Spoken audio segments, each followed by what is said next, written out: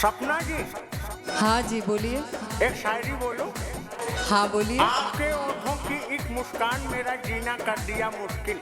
कैसा लगा मेरा मजाक? अच्छा लगा, पर अपने ऊपर ध्यान दीजिए, अपनी उम्र का लिहाज करिए, इसलिए हम कुछ बोल नहीं रहे हैं। कोयल बिन बगिया ना सोहे राजा, कोयल बिन बगिया ना सोहे राजा, कोयल बिना बगिया ना सोहे राजा, कोयल बिना बगिया ना सोहे राजा, कोयल बिना बगिया ना सोहे राजा, कोयल बिना बगिया ना सोहे राजा।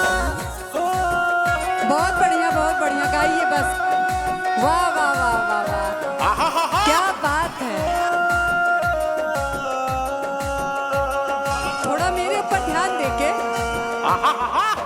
भाई भतीजा बिना नैहर न शोभे, नैहर न शोभे राजा, नैहर न शोभे, भाई भतीजा बिना नैहर न शोभे, नैहर न शोभे राजा, नैहर न शोभे, भाई भतीजा बिना नैहर न शोभे, देवरा बिना, देवरा बिना अंगना ना सोहे राजा, देवरा बिना अंगना ना सोहे राजा, कोयल बिना बगिया ना सोहे राजा, कोयल बिना बगिया ना सोहे राजा।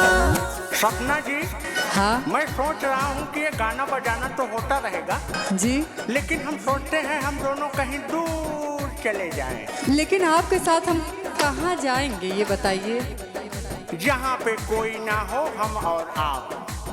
सास ससुर बिना ससुरो न शोभे, ससुर न शोभे राजा, ससुरो न शोभे, सास ससुर बिना ससुरो न शोभे, ससुर न शोभे राजा, ससुर न शोभे, सास ससुर बिना ससुर न शोभे, सैयारे बिना, सैयारे बिना सजिया ना सोहे राजा, सैयारे बिना सजिया ना सोहे राजा, कोयल बिना बगिया ना सोहे राजा, कोयल बिना बगिया ना सोहे राजा, कोयल बिना बगिया ना सोहे राजा, कोयल बिना बगिया ना सोहे राजा,